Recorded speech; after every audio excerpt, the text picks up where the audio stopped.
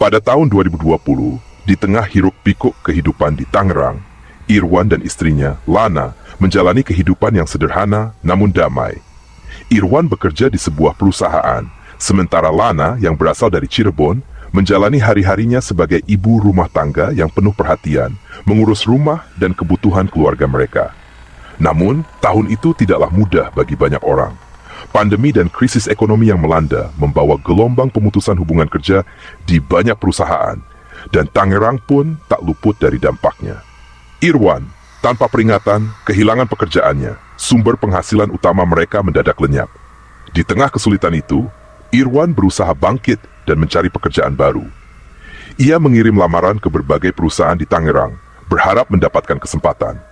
Namun, sebagian besar perusahaan bahkan sudah berhenti merekrut karena menghadapi tantangan yang sama. Harapan yang tersisa mulai pudar dan tekanan kehidupan semakin berat dirasakan.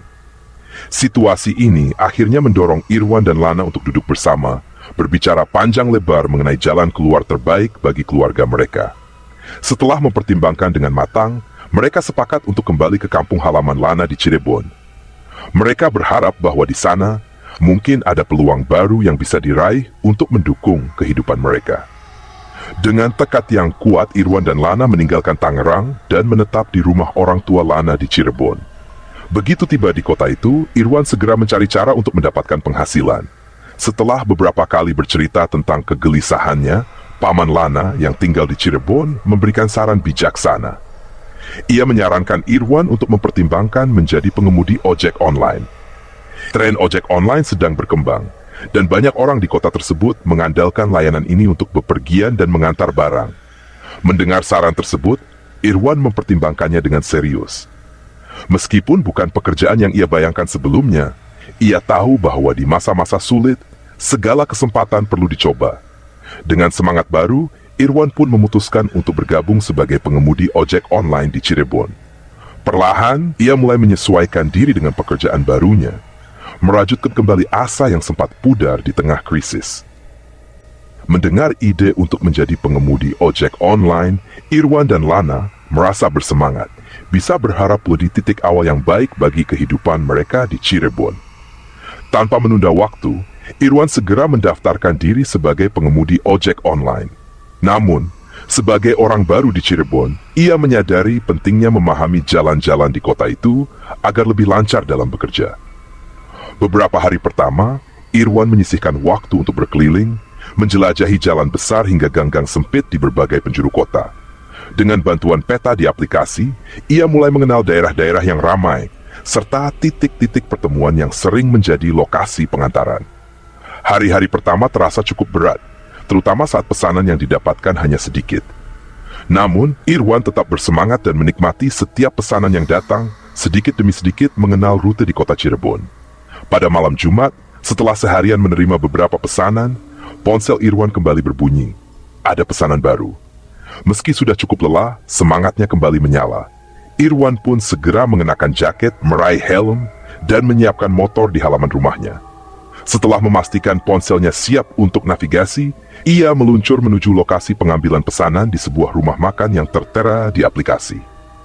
Sesampainya di sana, ternyata banyak pengemudi ojek online lain yang juga menunggu pesanan. Irwan bersabar dalam antrean dan akhirnya menerima pesanannya. Ia mengambil paket makanan itu dengan cekatan, berterima kasih kepada petugas rumah makan, lalu bergegas kembali ke motornya. Kali ini, lokasi pengantaran mengarahkannya ke sebuah perumahan elit di kota itu. Mengikuti petunjuk dari navigasi, Irwan melaju melewati jalanan kota yang mulai sepi. Udara malam terasa sejuk, memberikan ketenangan di sepanjang perjalanan yang semakin lengang. Di bawah cahaya lampu jalan, Irwan mengendarai motornya dengan penuh harapan bahwa setiap usaha yang lakukan adalah langkah kecil menuju masa depan yang lebih baik bagi dirinya dan Lana di Cirebon. Sesampainya di depan gerbang perumahan, Irwan bertemu dengan seorang satpam yang berjaga di pos keamanan.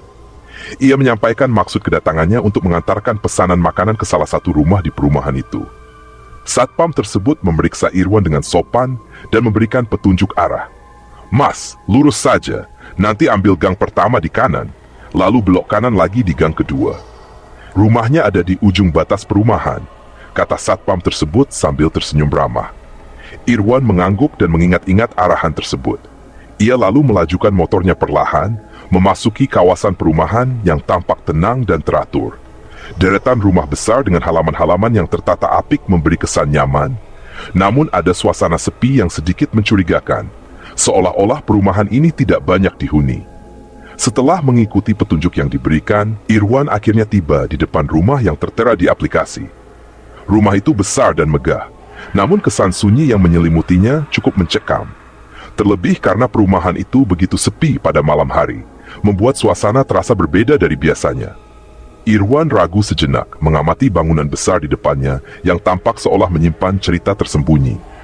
Dengan hati-hati, Irwan mematikan mesin motornya dan mendekati gerbang besi tinggi yang tampak terkunci rapat, menambah kesan misterius pada rumah tersebut. Ia memutuskan untuk mengetuk pagar dengan pelan, berharap ada penghuni yang mendengar suaranya. Ketukan demi ketukan Irwan lakukan, namun tak ada reaksi apapun dari dalam rumah. Suasana semakin sunyi, hanya terdengar angin malam yang sesekali berhembus pelan, menambah keheningan yang membuat bulu kuduknya berdiri. Irwan mulai merasa ragu. Sudah hampir 10 menit ia menunggu di depan rumah itu, tetapi tidak ada tanda-tanda kehidupan. Dalam hati, Irwan mulai bertanya-tanya, apakah ia sudah berada di rumah yang tepat, atau ada kesalahan dalam pesanan ini. Perasaan cemas mulai menyelimutinya, namun ia tetap berdiri di sana, berharap kehadirannya segera diketahui oleh penghuni rumah tersebut. Menunggu beberapa menit tanpa ada tanda-tanda penghuni rumah, Irwan mencoba menghubungi pemesan lewat telepon di aplikasi ojek online. 2 kali panggilannya tak terjawab, tetapi pada panggilan ketiga, terdengar suara perempuan dengan nada lembut dan ramah menjawab bahwa ia sudah berada di dalam rumah dan akan segera keluar. Irwan menghela napas lega dan berdiri di depan gerbang, bersiap menunggu. Beberapa menit kemudian, sosok seorang perempuan perlahan muncul di balik pintu rumah besar itu. Ia terlihat anggun dan cantik, dengan senyum tenang yang menghiasi wajahnya. Namun yang lebih mencolok adalah aroma bunga melati yang tiba-tiba memenuhi udara di sekelilingnya, begitu kuat dan tajam hingga membuat bulu kuduk Irwan merinding. Bau melati yang menyengat di malam hari menimbulkan suasana ganjil yang sulit dijelaskan. Meski sempat merasa aneh, kecantikan perempuan itu membuat perasaan takut Irwan perlahan menghilang. Dengan sopan, ia menyerahkan kantong berisi pesanan makanan.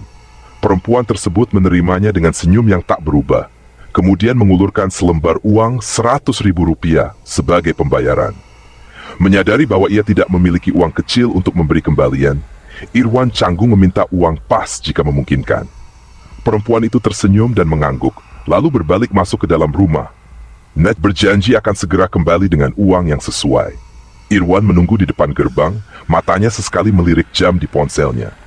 5 menit berlalu, namun tidak ada tanda-tanda perempuan itu kembali. 10 menit pun berlalu dalam keheningan yang semakin mencekam. Rasa cemas mulai menyusup di hati Irwan, tetapi ia mencoba bersabar.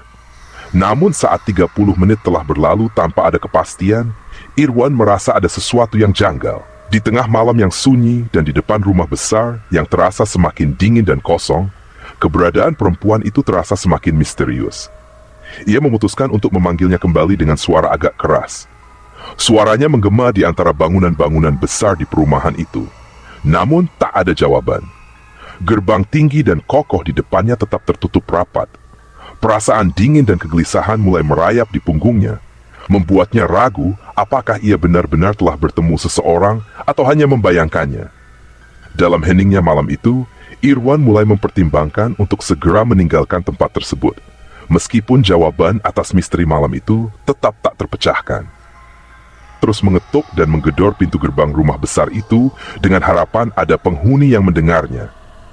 Beberapa kali ia mencoba berteriak, namun tetap tak ada jawaban dari dalam rumah yang tampak semakin sunyi dan misterius. Ketika akhirnya ia mulai merasa kelelahan, seorang satpam yang sedang berpatroli di perumahan tersebut memperhatikan keributan yang dibuatnya. Satpam itu mendekat dengan raut wajah heran melihat Irwan berdiri di depan rumah yang begitu sunyi. Setelah memperkenalkan diri, satpam tersebut mengungkapkan keanehannya. "Mas, ini rumah kosong, sudah lama tidak berpenghuni," katanya dengan nada serius. Irwan terkejut mendengar penjelasan itu. Dia berusaha meyakinkan satpam bahwa beberapa menit sebelumnya, ada seorang perempuan yang menerima pesanannya di depan pintu rumah itu. "Saya melihatnya, Pak. Dia cantik dan tadi aroma melati tercium sangat kuat," ujar Irwan, mencoba menjelaskan apa yang ia alami. Satpam tersebut tampak semakin serius, lalu mengajak Irwan untuk melihat sisi rumah melalui gang sempit di sebelah. Mereka mengintip dari sana dan menyaksikan halaman belakang yang gelap ditumbuhi ilalang liar. Tak ada tanda-tanda kehidupan, dan rumah itu benar-benar tampak tak terurus, sesuai dengan apa yang dikatakan sang satpam. Sambil menenangkan Irwan yang tampak kebingungan, satpam mengajaknya kembali ke pos penjagaan untuk berbicara lebih lanjut. Irwan, dengan hati yang semakin tak menentu, mengikuti satpam menuju pos. Saat mereka tiba di sana, satpam menunjukkan sesuatu yang membuat darah Irwan berdesir. Kantong plastik berisi makanan pesanannya ternyata tergantung di stang motornya, persis seperti sebelum ia mengantarkannya ke rumah besar tadi. Irwan terdiam sejenak, memandangi kantong tersebut dengan kening berkerut. Benda yang seharusnya sudah diambil oleh perempuan itu, kini ada di motornya, seakan tak pernah berpindah. Dengan jantung berdegup kencang, Irwan mencoba mencerna apa yang baru saja dialaminya. Apakah semuanya hanya ilusi? Namun, pertemuan dan aroma melati yang begitu jelas itu seakan nyata. Bersama satpam, Irwan akhirnya duduk di pos sambil menenangkan diri, merasa bahwa kejadian ini tak akan pernah bisa ia lupakan. Sesampainya di pos, Irwan disambut oleh seorang satpam lain yang tampak prihatin melihat wajahnya yang kusut dan tegang. Satpam itu menyadari bahwa ada sesuatu yang ganjil sedang dialami Irwan dan menawarkan minuman hangat untuk membantunya tenang. Irwan, yang masih dipenuhi kegelisahan, menolak tawaran kopi, namun akhirnya menerima segelas teh hangat yang disodorkan kepadanya. Suara seruput teh yang menenangkan itu sedikit meredakan ketegangannya, meski pikirannya tetap terpusat pada kejadian aneh yang baru saja ia alami. Setelah menarik napas panjang, Irwan menceritakan apa yang terjadi. Satpam mendengarkan dengan seksama, sesekali mengangguk. Ia lalu menceritakan sesuatu yang mengejutkan. Sebulan yang lalu, penghuni rumah besar itu meninggal dunia karena COVID-19. Rumah tersebut dulunya dihuni oleh seorang ibu yang sudah berusia lanjut bersama anak perempuannya, yang bernama Laras. Menurut cerita sang satpam, Laras adalah putri satu-satunya dan sudah sangat menyayangi ibunya. Namun setelah keduanya wafat, rumah itu dibiarkan kosong dan menjadi sunyi. Perlahan-lahan perasaan dingin merayap ke dalam diri Irwan. Ia segera membuka aplikasinya dan memperlihatkan detail pemesanan kepada satpam. Di sana jelas tertera nama Laras sebagai pemesan, lengkap dengan alamat rumah yang tadi ia datangi. Satpam itu, yang melihatnya langsung di layar, seketika terkejut, namun ia berusaha tetap tenang. Malam itu, Irwan dan para satpam duduk di pos sambil menatap rumah yang masih tampak sunyi di kejauhan. Mereka tak bisa menjelaskan fenomena ini, namun sebuah pemikiran tersirat. Mungkinkah Laras dari alam yang berbeda masih menginginkan kehadiran atau kenangan akan rumah dan kehangatan yang pernah ia miliki?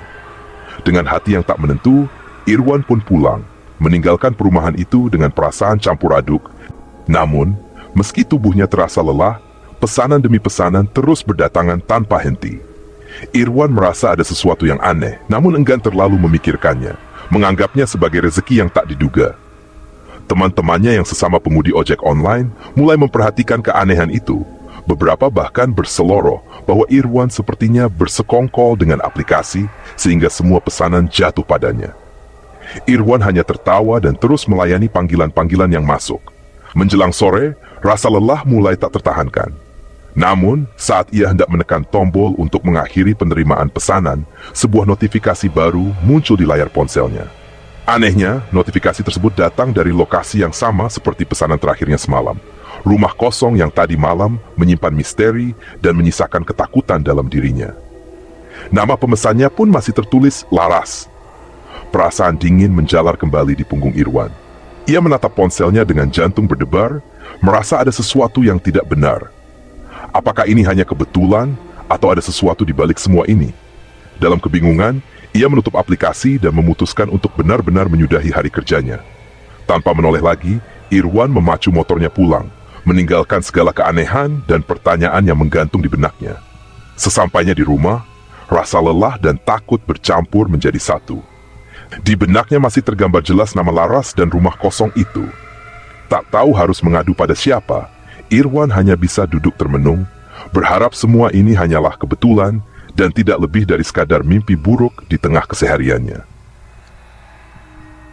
Perempuan muda itu berdiri di ambang pintu, dengan wajah pucat yang sangat mirip dengan sosok yang dilihat Irwan malam sebelumnya. Dia tersenyum tipis, namun ada keheningan yang aneh di matanya, seolah menyimpan rahasia gelap yang tak terucapkan. Irwan yang semula merasa lega karena akhirnya ada yang membukakan pintu, kembali merasakan kegelisahan merayapi dirinya. "Pesanan untuk Laras?" tanyanya dengan suara ragu, mencoba memastikan identitas perempuan di depannya. Perempuan itu mengangguk pelan, lalu mengulurkan tangan untuk menerima kantong pesanan yang dibawa Irwan. Saat Irwan menyerahkan pesanan, jemarinya tanpa sengaja bersentuhan dengan tangan perempuan tersebut. Ia terkejut merasakan dinginnya tangan itu, dingin yang tidak wajar, seperti menyentuh es. Irwan berusaha tersenyum, namun wajahnya menunjukkan kebingungan. "Ini, pesanan terakhir saya hari ini," ujarnya mencoba basa-basi, berharap bisa segera menyelesaikan pengiriman ini. Perempuan itu tetap diam, hanya menatap Irwan dengan pandangan kosong. Kemudian, ia berkata dengan suara pelan yang nyaris seperti bisikan, "Terima kasih, Irwan. Terima kasih sudah mau mengantar, untuk terakhir kalinya." Irwan merasakan bulu kuduknya meremang. Dia tidak ingat pernah memberitahukan namanya pada perempuan itu, dan suara perempuan itu terdengar aneh, seperti bergema dari suatu tempat yang jauh. Tanpa berani bertanya lebih lanjut, Irwan hanya mengangguk kaku dan bergegas berbalik untuk meninggalkan tempat itu. Tapi saat ia beranjak pergi, ia mendengar suara lembut perempuan itu memanggil, "Hati-hati di jalan, Irwan. Sampai kita bertemu lagi." Pernyataan itu membuatnya mempercepat langkahnya, berjalan cepat keluar dari gang dan menuju motornya. Tanpa menoleh lagi, Irwan segera menyalakan mesin motor dan meninggalkan area tersebut, merasakan jantungnya berdebar kencang. Ketika akhirnya sampai di rumah, Irwan masih belum sepenuhnya bisa mencerna apa yang baru saja ia alami. Namun malam itu, dalam tidurnya, ia terbangun berkali-kali dengan perasaan gelisah. Bayangan wajah perempuan itu masih menghantuinya, bersama dengan kalimat terakhirnya yang bergaung di kepalanya, "Sampai kita bertemu lagi." Kejadian malam itu, Irwan benar-benar merasa terpukul. Pikirannya masih dipenuhi bayangan nisan bertuliskan nama Laras dan sosok misterius yang ditemuinya sebelumnya. Trauma yang ia rasakan begitu mendalam hingga setiap kali memikirkan pekerjaannya, ia diliputi ketakutan luar biasa. Namun, pada pagi hari yang sedikit berkabut, Irwan memutuskan untuk mencari Kang Daud, seorang sesepuh desa yang dikenal mampu membantu orang-orang yang mengalami gangguan mistis. Dengan penuh harap, Irwan menuju rumah Kang Daud di pinggiran desa, berharap bisa mendapat kejelasan dan bantuan atas apa yang ia alami. Setelah mendengarkan cerita Irwan dengan seksama, Kang Daud mengangguk pelan, wajahnya penuh pemahaman. "Irwan, apa yang kamu alami bukan hal yang mudah, tapi percayalah, ada cara untuk mengusir ketakutan itu," ujar Kang Daud dengan suara tenang. Kang Daud lalu menyalakan dupa dan meminta Irwan untuk duduk di hadapannya. Ia mulai melantunkan doa dan membimbing Irwan melafalkan ayat-ayat Al-Quran dengan penuh keyakinan.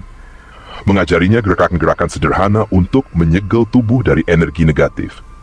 Irwan merasa tubuhnya perlahan-lahan terasa lebih ringan dan ketakutannya mulai mereda. Setelah selesai, Kang Daud menepuk pundak Irwan sambil tersenyum.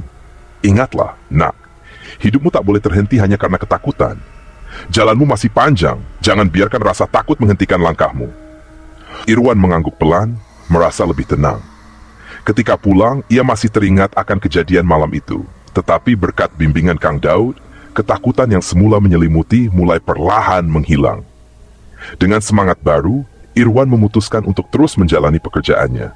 Namun kali ini dengan hati yang lebih kuat dan keyakinan bahwa ia tak lagi sendirian menghadapi segala misteri yang mungkin muncul di jalan hidupnya.